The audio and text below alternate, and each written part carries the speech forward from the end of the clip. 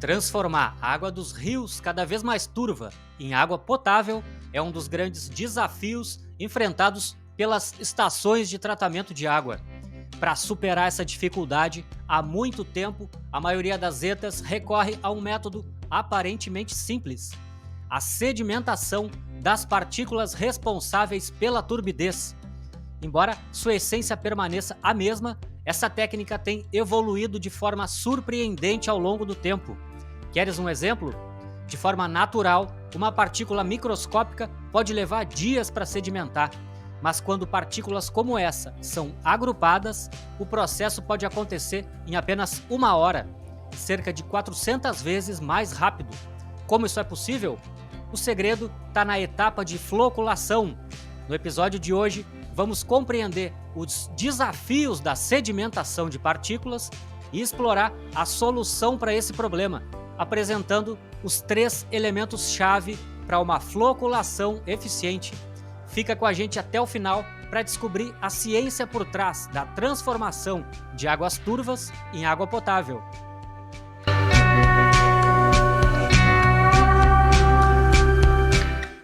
Antes de tudo, esse é o canal Águas da Costa Doce e eu sou o Fabiano. Nossa missão aqui é traduzir temas complexos do universo da água em explicações claras e acessíveis. Junte-se a nós nessa jornada e ajude a espalhar o conhecimento que transforma a forma como entendemos e tratamos a água. Se ainda não faz parte da nossa comunidade, se inscreva no canal e vem navegar com a gente.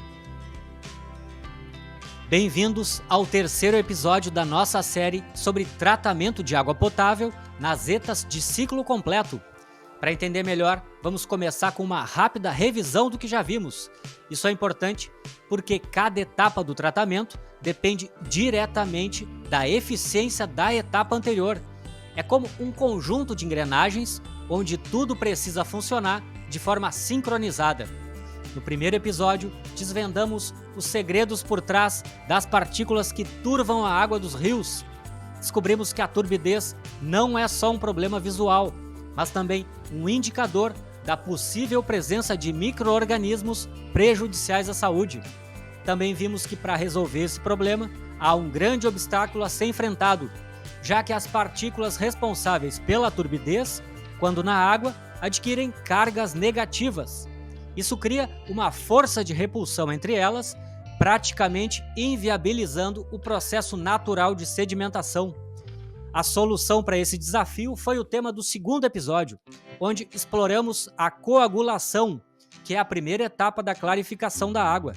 Vimos que nesse processo, coagulantes aplicados na dosagem correta e em condições de pH controlado formam coágulos com muitas cargas positivas. É nesse cenário, sob mistura rápida e enérgica, que acontece a neutralização das cargas negativas e a captura das impurezas. Queres saber mais detalhes? É só conferir esses episódios completos nos links disponíveis na descrição abaixo.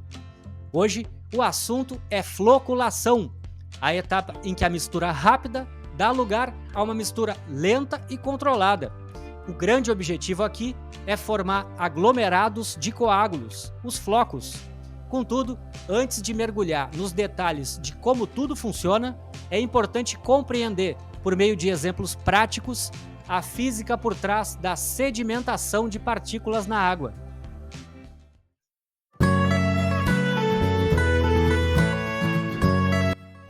A água na natureza tem uma incrível capacidade de dissolver ou carregar consigo um pouco de quase tudo que encontra pelo caminho. Muitas dessas substâncias se encontram na forma de partículas que se originam principalmente da erosão provocada pelo impacto e escoamento das chuvas sobre os solos desprotegidos, provocando turbidez na água dos rios. Mas quando o fluxo da água desacelera, essas partículas, sob a influência da gravidade, se movem em direção ao fundo, num processo chamado sedimentação. Porém, a velocidade com que isso ocorre varia conforme o tipo e tamanho das partículas, que podem ser inorgânicas, como areia e argila, ou orgânicas, como fragmentos de vegetação e uma grande variedade de micro-organismos. As partículas maiores e mais densas, como grãos de areia, sedimentam no próprio leito dos rios, provocando o fenômeno conhecido como assoreamento. Por outro lado, partículas microscópicas enfrentam grandes dificuldades para sedimentar, já que são menos influenciadas pela gravidade e mais afetadas pelas forças de repulsão, que, como vimos, são geradas por suas cargas eletronegativas. Como resultado, muitas permanecem praticamente em suspensão, mantendo a água turva. Em seguida, vamos explorar exemplos de partículas e suas surpreendentes velocidades de sedimentação. Imagine uma partícula inorgânica com o diâmetro de um fio de cabelo, cerca de 0,1 milímetros. Na água, ela sedimenta a uma velocidade de aproximadamente 2 metros por hora. Mas e se reduzirmos seu tamanho 100 vezes, passando a ter 1 micrômetro de diâmetro? O que acontece? A velocidade de sedimentação cai drasticamente para apenas 2 milímetros por hora. Mas calma que pode piorar. Se estivermos falando de partículas orgânicas, como bactérias, que são bem menos densas, a velocidade de sedimentação fica ainda mais lenta. Uma partícula de 1 micrômetro pode sedimentar a apenas 0,04 milímetros por hora, o equivalente a 10 centímetros por dia. Isso quer dizer que em um decantador com 4 metros de profundidade, essa partícula levaria 40 dias para chegar ao fundo, um tempo completamente inviável para o tratamento de grandes volumes de água. Mas felizmente existem soluções para isso. Ao longo dessa série de vídeos, estamos entendendo como as técnicas de tratamento de água evoluíram para superar esses desafios. Como vimos na revisão, a etapa de coagulação entra em cena para começar a resolver esse problema, eliminando a repulsão entre as partículas. Isso prepara o terreno para a floculação. Sob as condições ideais, que vamos ver em seguida, a mistura lenta faz com que as partículas se agrupem e formem flocos. O mais interessante é que, ao se tornarem maiores e mais densos, esses flocos ganham uma característica importante para nós: uma alta velocidade de sedimentação. Para se ter uma ideia, enquanto partículas microscópicas, como acabamos de conferir, podem sedimentar a apenas 10 centímetros por dia, flocos bem formados conseguem atingir uma velocidade de até incríveis 4 metros por hora. Com essa velocidade, o tempo de escoamento nos decantadores é mais do que suficiente para que os flocos sedimentem, reduzindo quase totalmente a turbidez da água. Mas como garantir que tudo funcione bem? Fica com a gente para entender os 3 elementos-chave para uma floculação eficiente. Para começar com o pé direito, a água precisa chegar aos floculadores com coágulos bem formados. E isso só acontece se a etapa anterior for bem executada. Sem esse cuidado, não há milagres. Todo o tratamento de água fica comprometido. Por isso, o primeiro elemento-chave para uma floculação eficiente é justamente uma coagulação eficiente. Em seguida, os coágulos passam por uma agitação lenta e controlada, que permite o agrupamento e a formação de flocos sedimentáveis. O segredo aqui está no equilíbrio. A agitação deve ser lenta o suficiente para que os flocos se formem e cresçam, mas não tão fraca a ponto de permitir que eles sedimentem nas próprias câmaras de floculação. Afinal, essa é a função da próxima etapa, a decantação.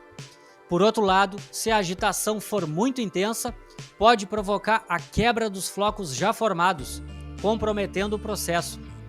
Nas etas, esse equilíbrio é alcançado com o uso de chicanas, que são obstáculos posicionados na vertical ou horizontal que fazem a água escoar em um caminho cheios de mudanças de percurso, como um zigue-zague no caso de chicanas horizontais. E mais um detalhe importante: para floculadores hidráulicos, que são os mais comuns, a norma ABNT recomenda uma sequência de pelo menos 4 câmaras de floculação separadas por chicanas com agitação decrescente. Isso significa que a mistura deve ser mais intensa na primeira câmara e diminuir gradualmente até a última. Como isso é feito? Simples, aumentando o espaçamento entre as chicanas ao longo do percurso.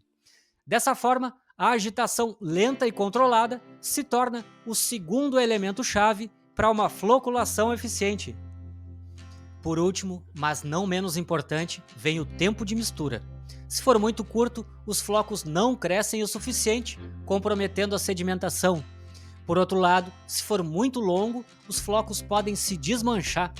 Aqui, diferente da coagulação, que dura cerca de 1 minuto, a norma ABNT recomenda que a passagem de água nos floculadores dure entre 20 a 30 minutos. Assim, chegamos ao terceiro elemento-chave para uma floculação eficiente, o tempo adequado de mistura. Em resumo, a floculação se destaca como uma das etapas decisivas para o sucesso no tratamento de água. Ao combinar uma coagulação impecável, uma agitação controlada e o tempo adequado de mistura, transformamos partículas microscópicas que levariam dias para sedimentar naturalmente em flocos com altas velocidades de sedimentação. Essa incrível transformação abre caminho para a próxima fase, a decantação. No próximo episódio, vamos mergulhar no universo dos decantadores e entender as condições ideais para que essa etapa seja tão eficiente quanto as anteriores. Se tu gostasse desse vídeo, não esqueça de curtir e compartilhar. Isso nos ajuda a alcançar mais pessoas que se interessam pelo tema água potável. Obrigado pela atenção e até o próximo episódio.